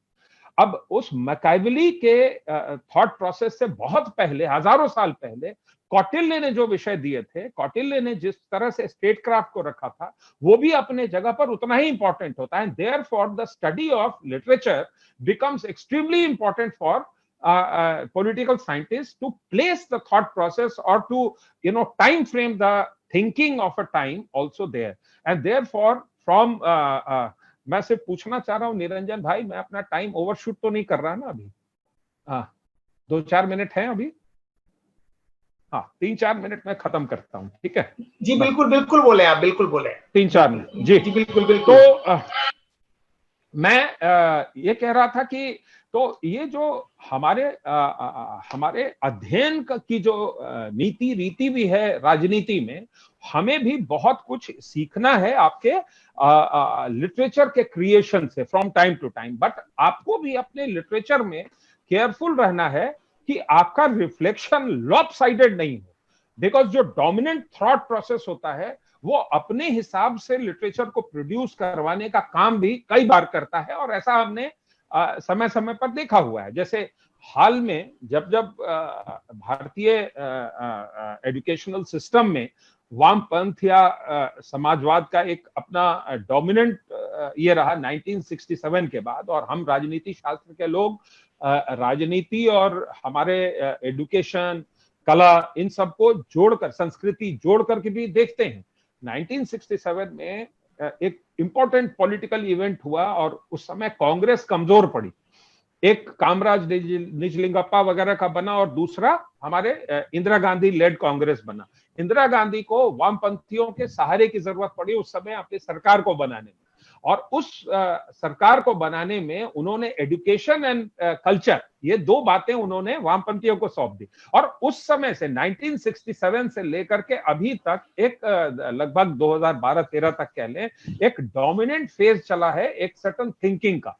और इसीलिए आपका लिटरेचर से लेके हमारी राजनीति के की जो राइटिंग या हिस्ट्री राइटिंग भी है, वो डोमिनेट हो गई एक टाइप के व्यूज से, और उस व्यू से निकल करके अपने आप को होलिस्टिक या उससे फ्री करके भी लिखना, ये भी एक साहित्यकारों का आज के दिन में काम है, जो मेरे तरफ से मैसेज है पॉलिटिकल साइंस के लोगों की तरफ से। So I will just try to put one point there and then I'll probably end. There is a certain tendency in politics towards a bipolarity of vision, a view of the world, hence the aptness of the term chromatic scale in black and white, like the consecutive chords of a piano. Does one belong to the right or the left? In one's view, should euthanasia be legalized or not? Is gay marriage right or wrong? Either you are with us or you are with the terrorists. President George Bush ने एक बार 2001 में declare किया था, joint session of Congress हो रहा था उसमें, and the people in one of the cruder instances of political manichaeism. The inclination of politics to reduce the world and into black and white dispenses with the need to grapple with the shades of gray in between. Literature eschews such a binary vision, seeking instead to perceive and portray human reality in all its complexity. In so doing, it is able to enrich and illuminate political issues, highlighting the ambiguities and nuances that politics may overlook. तो हम आपसे ये उम्मीद भी रखते हैं कि आप इस ब्लैक एंड व्हाइट का जो डिफरेंस है उसके बियॉन्ड जाकर के कहीं पर उस ग्रे एरिया को भी रिसर्च करेंगे, उसको बताएंगे, और आपकी सेंसिटिविटी जो है वो हम राजनीति शास्त्र के जो लोग हैं उनको ज्यादा एनरिच करने में कामयाब होगी, ऐसी हम लोगों की उम्मीद भी रहती है। तो ये थोड़े से इंटर रिलेशनशिप्स में एस्टैब्लिश करके, और चूंकि आज समय की एक मर्यादा है इसलिए यहाँ पर बात को अपनी खत्म करता हूँ। बट अगर कोई निरंजन जी डिस्कशन का भी फोरम देंगे तो उसमें मैं वेलकम करूंगा कि कुछ बातें जो डिस्कशन के तौर पर आएंगी वहां पर फिर इसको हम फर्दर ऑन टेकअप करेंगे। जी, बहुत बहुत धन्यवाद। नमस्कार निरंजन। धन्यवाद डॉक्टर मनोज सिन्हा जी। बहुत ही आपका वक्तव्य हमारे लिए मूल्यवान है और आपने साहित्य और राजनीति के अंतर संबंधों के विभिन्न पक्षों पर जिस तरह से हम साहित्य के विद्यार्थियों और राजनीति शास्त्र के विद्यार्थियों को भी आलोकित किया, वह निश्चित रूप से साहित्य की शोध में और साहित्य और राजनीति के अंतर संबंधों के समझने की दिशा में एक महत्वपूर्ण बिंदु है। आपने राजनीति और साहित्य के संबंधों की बात करते हुए प्लेटो और तुलसीदास के रामराज्य और प्लेटो के आइडियल स्टेट की जो तुलना की है, वो बहुत एक अद्भुत इनलाइटनिंग चीज है मेरे लिए भी। मेरे ख्याल से साहित्य के अन्य विद्यार्थियों ने भी शायद इस पर कभी विचार हम लोगों ने नहीं किया, और इसका एक तुलनात्मक अध्ययन तो बनता ही है कि प्लेटो का आइडियल स्टेट यद्यपि वो पॉलिटिकल थॉट के रूप में आता है, और तुलसी के रामराज्य या गांधी जी के रामराज्य की जो अवधारणा है, इसको किस रूप में एक तुलनात्मक अध्ययन के रूप में हम लोगों को देखना चाहिए। एक और बहुत महत्वपूर्ण बात जो आपकी दिलचस्प है कि गीता एक दर्शन का ही ग्रंथ नहीं है। धार्मिक ग्रंथ तो खैर हम लोग धार्मिक ग्रंथ जो है या नहीं है वो बात की बात है, लेकिन दर्शन का एक बड़ा ग्रंथ है। भारतीय जीवन दर्शन बल्कि विश्व मानव जीवन दर्शन का एक बड़ा ग्रंथ है। लेकिन स्टेट क्राफ्ट के रूप में यह एक राजनीति शास्त्र, इसकी राजनीतिक शास्त्र की व्याख्या करने वाली पुस्तक के रूप में भी गीता को पढ़ा जाना चाहिए। यह निश्चित रूप से एक एकदम नई बात है जिसको सब लोगों को विचार करना चाहिए, साहित्य, संस्कृत और विभिन्न विद्यार्थियों को और शिक्षकों को। आपने चाणक्य, मैकियावेली और जो भारतीय इतिहास का जो लॉपसाइडेड पूरा का पूरा दृष्टिकोण रहा है, साहित्य में राजनीति की जो अभिव्यक्ति रही है, पूरा एक डोमिनेंस रहा है, खासतौर से इशारा किया मार्क्सवादी साहित्यिक चिंतकों का, लेखकों का और रचनाकारों का, उस पर निश्चित रूप से हिंदी साहित्य तमाम भारतीय साहित्य पुनर्विचार कर रहा है। और ये पैराडाइम शिफ्ट हो चुका है आज के तारीख में, जब एक उस पैराडाइम के बरक्स एक नया भारतीय पैराडाइम साहित्य में, लेखन में, चिंतन में, शोध में अपने को स्थापित कर चला है। आपका बहुत बहुत धन्यवाद, आप हमारे कार्यक्रम में आए। अगले हमारा जो कंपोनेंट है वो दर्शन और साहित्य का कंपोनेंट घटक था, लेकिन आप सारे मैं दर्शकों से क्षमा चाहते हुए बताना चाहता हूं कि प्रोफेसर रजनीश शुक्ल जी जो माननीय कुलपति हैं अंतर्राष्ट्रीय हिंदी विश्वविद्यालय के, उनको कल रात में एक इमरजेंसी मीटिंग का बुलावा आया और वो अभी तक लगातार उस एचआरडी की इमरजेंसी मीटिंग में उलझे हुए हैं। तो इसलिए उन्होंने हम लोगों से, सब लोगों से हमारा शुभकामना संदेश दिया है और साथ ही हमारे दर्शकों से क्षमा भी प्रार्थना किया है। डॉक्टर प्रोफेसर शुक्ला जी अगर कार्यक्रम में आते तो निश्चित रूप से हमारा ये कार्यक्रम आज का सत्र और भी सुशोभित होता, लेकिन उनका हमारी तरफ से धन्यवाद। अब एक छोटा सा प्रश्नोत्तरी का सेशन है, कुछ प्रश्न है हमारे दर्शकों के। एक पहला प्रश्न है डॉक्टर श्री ध्रुव कुमार जी का है। उनका प्रश्न है मनोज सिन्हा जी से, साहित्य में राजनीति तत्व का आना बुरा नहीं है, पर साहित्य का ही राजनीतिकरण जब होने लगता है तब वह अच्छी स्थिति नहीं रहने देता। इस पर आपकी क्या राय है?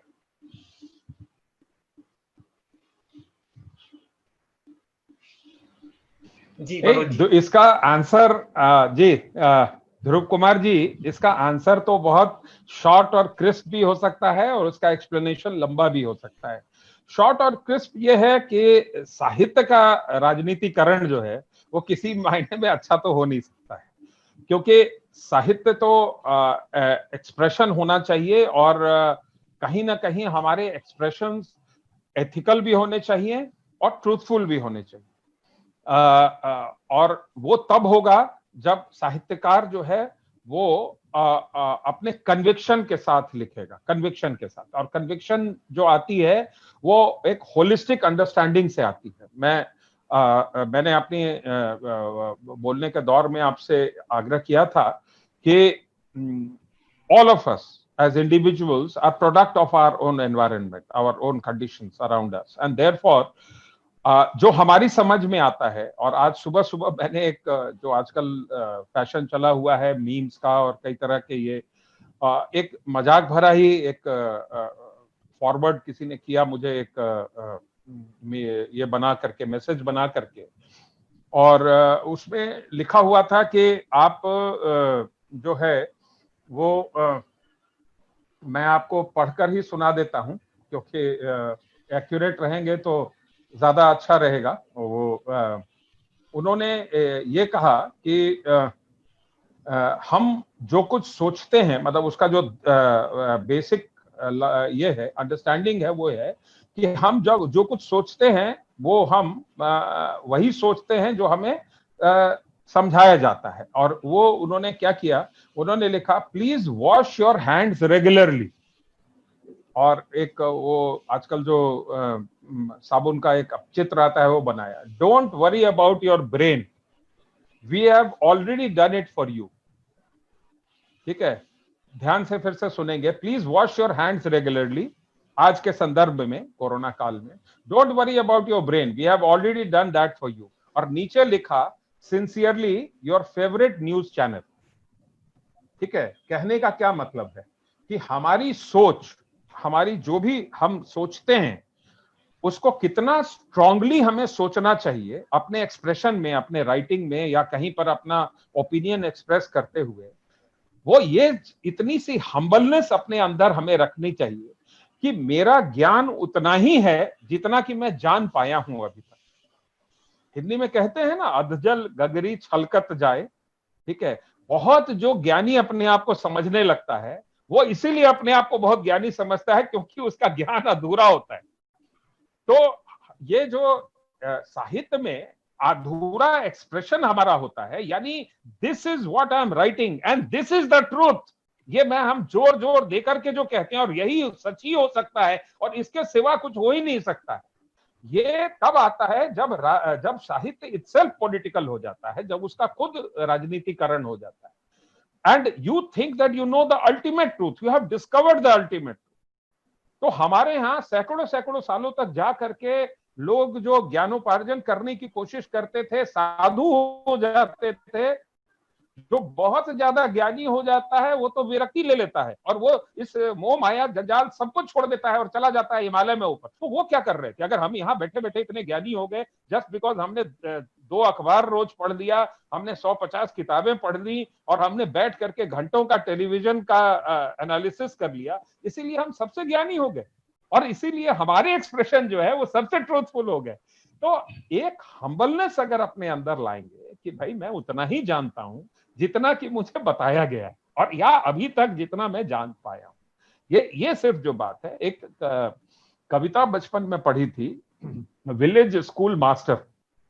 ठीक है, तो विलेज स्कूल मास्टर जो होते हैं, मैंने होते थे, आजकल तो सब लोग ज्ञानी हो गए हैं, आजकल वो क्या व्हाट्सएप स्कूल और गूगल बाबा के ज्ञान से कोई आदमी अज्ञानी ही नहीं रहा। लेकिन एक समय था जब विलेज स्कूल मास्टर जो होता था, और जब मैं पढ़ रहा था, मैं 70 के दशक में ये पोएम पढ़ रहा था, तो उन दिनों अभी वो जमाना बाकी था जब गांव के सारे लोग जो है दूसरे काम करते थे। कोई गाय बैल की देखभाल करता था, कोई खेती करता था, कोई अन्य काम, बढ़ई का काम कर लेता था, कोई लोहार का काम करता था, इस तरह के। तो वो लोग शाम को जब चौपाल पर इकट्ठा होते थे तो वहां जो ज्ञानी पुरुष होता था वो एक ही होता था, village school master.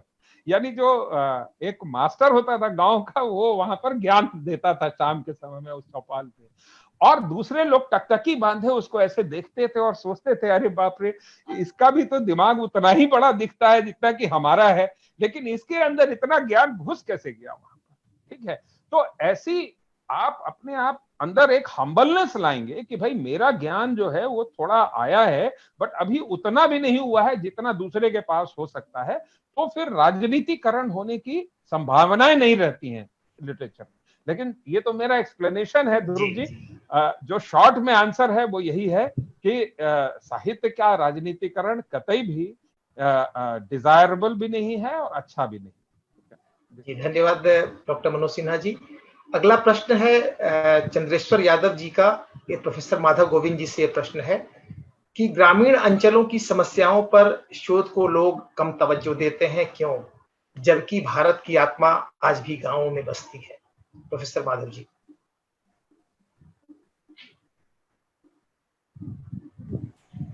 Thank you Chandrashekhar ji. अगर हम समाजशास्त्र का अध्ययन देखते हैं तो समाजशास्त्रियों ने ग्रामीण अंचल का बहुत ही एक्सटेंसिव स्टडी किया है। 1940 के दशक से लेकर के अगर 80 तक दशक में देखते हैं तो बहुत सारे विलेज स्टडीज हुआ है।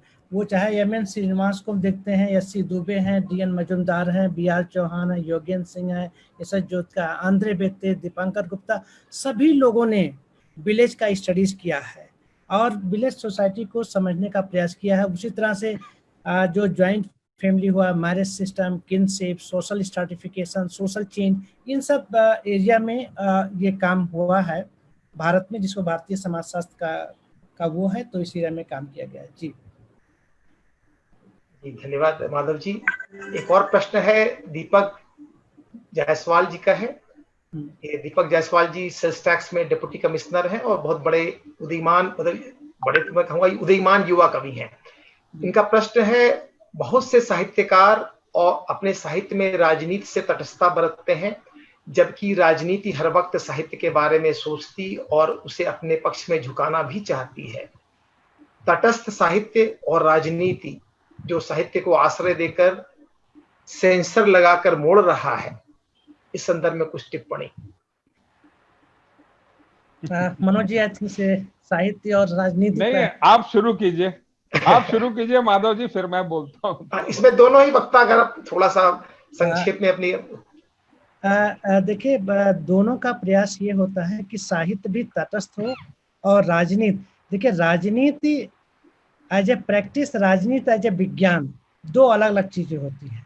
इसी तरह से साहित्य जो है, साहित्य एज ए डिसिप्लिन एंड साहित्य एक्टिविज्म, इसको मैक्स वेबर ने बहुत अच्छी तरह से डिस्कस किया है कि जब हम डिसिप्लिन एज एकेडमिक्स होते हैं, एज एकेडमिक एक्टिविज्म होता है, ये दो प्रॉब्लम वहीं पर आ जाता है जब एकेडमिक एक्टिविज्म में हम इन्वॉल्व होते हैं। तो हमारा जो नॉलेज होता है वो knowledge we are producing with certain interest. Robert K Merton एक बहुत फेमस सोशियोलॉजिस्ट हुए हैं, अमेरिकन सोशियोलॉजिस्ट हुए हैं। उनका कहना था कि there are certain basic norms for production of valid, reliable, authentic knowledge, लेकिन वो जब नॉर्म्स वायलेट होते हैं तो वो हमारा, उनका एक उसमें नाम था डिसइंटरेस्टेड परस्यूट ऑफ नॉलेज, और disinterested pursuit for extending the frontier of knowledge. वो जब डिसइंटरेस्टेडनेस खत्म हो जाता है और नॉलेज को प्रोड्यूस करने में कहीं ना कहीं हमारा कोई इंटरेस्ट आ जाता है। इस पे मैं सजेस्ट करूंगा, एक हैबरमास की किताब है knowledge and human interest. Habermas ने बहुत अच्छी किताब लिखी है कि नॉलेज और ह्यूमन इंटरेस्ट क्या है। ये किताब उस समय लिखा गया था जब 1960 के दशक में यूरोप में स्टूडेंट आंदोलन चल रहे थे। बहुत ज़्यादा यूरोप में उथल पथल हो रहा था। उस समय लोगों के दिमाग में ये नहीं समझ में आ रहा था कि क्यों उस समय तक थोड़ी प्रॉस्पेरिटी भी ब्रिटिश में आ गए थे, जो वार पीरियड से एक रिकंस्ट्रक्शन भी हो चुका था, स्कूल हॉस्पिटल बन चुके थे, सब कुछ हो रहा था। उसके बावजूद भी वहाँ के पॉलिटिशियन इस बात को लेकर चिंतित थे कि क्या कारण है कि स्टूडेंट अपने क्लास से बाहर निकल के रिवोल्ट कर रहे हैं, व्हाट आर द रीजन। तो वहाँ पर ये हैबरमास उस समय एक पब्लिक इंटेलेक्चुअल फिगर हुआ करते थे। हैबरमास जो था, तो उन्होंने एक किताब लिखा था ये ह्यूमन इंटरेस्ट। उन्होंने कहा था कि 3 भागों में डिवाइड किया था कि 3 प्रकार के नॉलेज के क्षेत्र होते हैं, और वो कहा था 3 world order, 3 kind of reality, first order reality, second order reality and third order reality. First order reality में उनका कहना था कि ये फर्स्ट ऑर्डर रियलिटी जो साइंस का है, टेक्नोलॉजी का है, second order reality social sciences का है, और थर्ड ऑर्डर रियलिटी जो है वो ह्यूमैनिटीज एंड लिटरेचर का है। तो ये कहीं ना कहीं जो ये हम देखते हैं, तो ये इंटरेस्ट होता है, ह्यूमन इंटरेस्ट इन्वॉल्व होता है। मैं इसमें ज़्यादा डिटेल नहीं जाऊंगा, लेकिन ये रीजन होता है जिससे ये तटस्थ नहीं रह पाता। और पब्लिक एडमिनिस्ट्रेशन में सर को मालूम होगा, उसी समय एक न्यू पब्लिक एडमिनिस्ट्रेशन मूवमेंट भी चला था कि knowledge for home, administration for home. अगर नॉलेज हम जनरेट कर रहे हैं तो किसके लिए होगा, किस वर्ग के लिए होगा? क्या ये capitalist bourgeois class, market forces to exploit this knowledge for suppression और repression, are it for liberation of the human being? तो ये कहीं कहीं हुआ था। जी मैं कंटिन्यू करूं निरंजन भाई? हाँ निरंजन जी। जी डॉक्टर सिन्हा जी, ये हाँ, तो बिल्कुल कंटिन्यू करें, लेकिन आपके लिए एक और प्रश्न मौजूद पहले से आ खड़ा हुआ है, आप जैसा चाहें। कोई बात नहीं, वो उसको टेकअप करते हैं। दीपक जायसवाल जी का थोड़ा सा चर्चा उन्होंने शुरू की है, तो उसको कंटिन्यू करते हुए माधव भाई ने बहुत यूजफुल कुछ बातें रखी, इंक्लूडिंग जो मेरा कोर एरिया है न्यू पब्लिक एडमिनिस्ट्रेशन में कैसे चेंज आया था। तो क्वेश्चन ये हमेशा रहता है क्वालिटी का, ठीक है। हम नॉर्मली जो बात करते हैं, हम तो इन जनरल एक रिलेशनशिप खड़ा करते हैं साहित्य और पॉलिटिक्स के बारे में, बट वो रिलेशनशिप किन आधार पर रहेगा और किस क्वालिटी का रहेगा, ये भी एक महत्वपूर्ण बात है। अब साहित्यकारों के लिए राजनीति को एकदम से दरकिनार कर देना कि भाई ये राजनीति गंदी है या ठीक नहीं है, अच्छी चीज नहीं है राजनीति, ठीक है, ये कहना लैक ऑफ अंडरस्टैंडिंग दिखाता है उसका। मतलब that is a poor perception of what is politics. क्योंकि पॉलिटिक्स है क्या, पॉलिटिक्स को आप किस तरह से देखते हैं, व्हाट इज द आपका नजरिया क्या है पॉलिटिक्स को देखने पर, इस पर आपका स्टेटमेंट निर्भर करता है। तो politics as a pursuit of power केवल अगर आप देखेंगे कि भाई किसी तरह से सत्ता में आ जाओ और दूसरे को गवर्न करो, तो वो एक बात है। मतलब that is, but that can be only one of the ways which you can perceive politics, because politics is perceived by different people and all ideology. Marxism उसको अपने ढंग से देखता है, और लिबरल थिंकर्स भी जो हैं वो सब अपने अपने ढंग से अलग अलग देखते हैं। एक एग्जांपल सिर्फ अगर लूं, मान लीजिए जैसे सोशल कंट्रैक्चुअल्स जो थे, कंट्रैक्चुअलिस्ट जो थे, जैसे हॉब्स, लॉक, रूसो, इन लोगों का जो एक दर्पण इन्होंने दिखाया है कि भाई एक व्यक्ति इंडिविजुअल से किस तरह से कलेक्टिव में अपनी पर्सनालिटी को डालता है, तो एक समाज का निर्माण होता है। और समाज के निर्माण से फिर हम लोगों को जब जरूरत पड़ती है, और वो तीनों हॉब्स, लॉक और रूसो, ये तीनों अलग अलग ढंग से उसको देखते हैं, समाज की स्थितियों को, समाज के की जरूरतों को, और उसके बाद हमारा रिएक्शन टुवर्ड दैट, मतलब जो जो जो परिस्थितियां हैं उन पर हमारा रिएक्शन किस तरह का है, उसको भी अलग अलग ढंग से देखते हैं। लेकिन कहते हैं कि उसके सॉल्यूशन में ही हम लोगों ने स्टेट का निर्माण करते हैं, हम लोग स्टेट यानी राज्य का निर्माण करते हैं, जो आज के दिन में हम देश के रूप में, एक नेशन के रूप में हम देखते हैं, एक अपनी अंडरस्टैंडिंग के अनुसार। आज के मतलब जो लोग पॉलिटिकल साइंस के नहीं है, उनकी अंडरस्टैंडिंग के लिए ये एक्सप्लेन कर रहा हूं। तो हम जो हमारा दृष्टिकोण है वो इतना सीमित हो जाएगा कि हम राजनीति सेल्फ को गंदा कहने लगेंगे, तो ये फिर गड़बड़ हो जाता है। क्योंकि यहाँ तो अब निरंजन भाई आपको ज्यादा अच्छे से समझाएंगे कि ये हमारे दिनकर जी जो हैं वो कहते हैं ना कि भाई तटस्थ मत रहो। हाँ, तटस्थ रह करके आप सबसे बड़ा क्राइम करोगे अगर समाज में और अपने इसमें। आजकल भी ये मॉडर्न जो थिंकर हमारे जो वाचक हैं सब लोग, जैसे शिव खेड़ा का एक बड़ा कोट है जो मैं हर थ्री व्हीलर, हर दूसरे थ्री व्हीलर के पीछे देखा करता था कि अगर आपके पड़ोसी पर अत्याचार हो रहा है और आप चुप हैं तो अगला नंबर आप ही का है, ठीक है। तो राजनीति शास्त्र में, राजनीति में यह बात अपनी जगह पर 100% सत्य है कि आप तटस्थ नहीं रह सकते, आप पार्टिसिपेटिव रहेंगे तभी उसकी क्वालिटी जो है वो बेटर होगी राजनीति। It is participation, political participation that improves the quality of delivery to you from the state, or whatever instrument that you create over there through politics. तो ये बहुत इंपॉर्टेंट चीज है, और इसीलिए साहित्यकारों की ये रिस्पॉन्सिबिलिटी है कि वो करेक्ट पर्सपेक्टिव जो है अबाउट राजनीति एंड ये लोगों को दें। और यहाँ पर वो थोड़ा सा माधव गोविंद जी का जो पॉइंट था अबाउट सब्जेक्टिविटी एंड ऑब्जेक्टिविटी, उन दोनों का कहीं पर जो ग्रे एरिया मैंने अपने टॉक में मेंशन किया है कि आप ग्रे एरिया में रहें, अपनी बात को अखंड सत्य के रूप में ना डालने की कोशिश करें, एक विचार के रूप में डालें जो कि समाज को और उसके थॉट प्रोसेस को एनरिच करे, तो हम बेटर पॉलिटिकल एनवायरनमेंट बनाने में सक्सीड कर सकते हैं। बहुत धन्यवाद। अंतिम सवाल लेकर इस कार्यक्रम को मैं समाप्ति की ओर ले जाना चाहूंगा। अंतिम सवाल है रजनी रजक जी का है, क्या साहित्य राजनीतिक दुष्चक्र का शिकार नहीं होता जा रहा है, और थोथी साहित्य के कारण क्या आज के वर्तमान पीढ़ी उत्तम साहित्य से वंचित नहीं हो रही है? लगभग बस इसका जवाब दिया जा चुका है, लेकिन डॉक्टर सिन्हा या प्रोफेसर माधव जी जो बोलना चाहें इस पर। नहीं, ये बात, हाँ, हम तो इसी लाइन पे डिस्कस कर रहे हैं, और आप जो लिटरेचर के छात्र हैं, आपकी चिंता जो है वो अपनी जगह पर बिल्कुल बहुत वैलिड है, आपकी चिंता। क्योंकि क्या हो रहा है कि हम सब जो हम शिक्षक हैं, जो जिनसे आप लोगों को सीखना रहता है, ये हम अपने विचारों पर इतने ज्यादा पॉजिटिव होते हैं अपने विचारों के बारे में कि हम उसको लगभग आपके ऊपर थोपने को तैयार बैठे रहते हैं सारे लोग।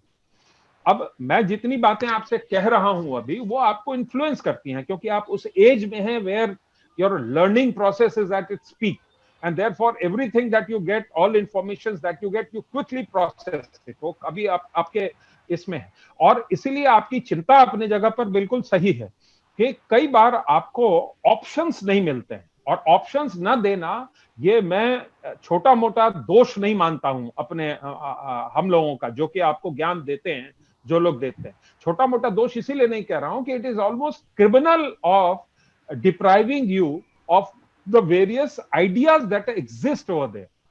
अगर हम आपको कौटिल्य पढ़ा नहीं रहे हैं, अगर पंचतंत्र की कहानियां आपको निरंजन जी अपने विभाग में बताते ही नहीं है, तो हम आपकी अंडरस्टैंडिंग को कैसे डेवलप करें? आप कैसे जानिएगा कि भारत में रिपब्लिक जो है वो एग्जिस्ट करता था उस काल में, जब रिपब्लिक का आर भी जो है वेस्टर्न वर्ल्ड में कहीं पर किसी को समझ में नहीं आता, मतलब लिच्छवी डायनेस्टी और उन सब के बारे में। तो सिर्फ इसीलिए आज देखिए बधाई के पात्र इसीलिए हैं निरंजन जी कि उन्होंने इन सबको लिंक करने की चेष्टा की है। मैं जो बोल रहा हूं वो प्योर पॉलिटिकल साइंस नहीं है, वो हिस्ट्री है कहीं ना कहीं, वो समाज से भी कई तरह से जुड़ा हुआ है। तो once you try to bring about everything, तो आपका जो ज्ञान दर्पण है वो ज्यादा ब्रॉड होगा, और आप होलिस्टिकली पूरी चीजों को देख पाएंगे। You will get a better understanding of history, and through history you will get a better understanding of the literature that you have. If you get a better understanding of political science, and from that you will derive better literature, and you will read better and you will write better। So हम तो इस उम्मीद के साथ आपको आज ये बातें बोल रहे हैं, जो कुछ भी टाइम आपके साथ स्पेंड कर रहे हैं, कि आप लोगों की अंडरस्टैंडिंग ब्रॉडन होगी, तो you will be writing better than our generation was writing. ये हमारी उम्मीद रहेगी आप लोगों से। जी धन्यवाद डॉक्टर मनोज सिन्हा जी और professor Madhav ji. Now I would like to request doctor जिज्ञासा सोनी जी to give vote of thanks to our esteemed speakers. Dr. Jigyasa Soni. Honorable Professor Niranjan Kumar ji, respected Professor Madhav Govind ji, respected Dr. Manoj Sinha ji, our most valued guests, our viewers, ladies and gentlemen, it is my privilege to have been asked to propose a vote of thanks on this occasion. And I, on behalf of Pragyanam Indica and the entire team of the e-seminar on reflections on literature and interdisciplinarity, the future of research, extend a very hearty vote of thanks to all speakers for gracing your essential work and sharing with us your findings and your opinions today. I must mention our deep sense of appreciation for Professor Madhav Govind for his explanation of the relation between sociology and other subjects, as well as underlining the importance of ethnography. Interdisciplinarity is the research of the times to come, and given the complexity of social, political, environmental, economic, and technological challenges facing the world, interdisciplinary research is very quickly becoming something that no country can do without. Further, we are very grateful to Dr. Manoj Sinha for demonstrating how politics is inextricably linked to literature. For instance, the Panchtantra stories are akin to a political discourse. Literature is, in fact, a mirror of life, and any thought process is a product of the environment. So it is via literature that a true world is portrayed, and this in turn depicts the loopholes prevalent in a social structure. Finally, I would like to take this opportunity to place on record one hearty thanks to Lakshita, Dhruv, Manisha, Rahul, Deepak, and Pushpika for the perfect logistic support and their enormous cooperation in the organization of this event. A seminar such as this required extensive planning and a bird's eye for details. And I cannot thank Professor Niranjan Kumar enough for organizing such an enjoyable and a very enriching e-seminar. We are incredibly fortunate to have been taken under his experienced wing, who kept the team's morale high through his dedication, his work, his continuous support, his inspiring mentorship.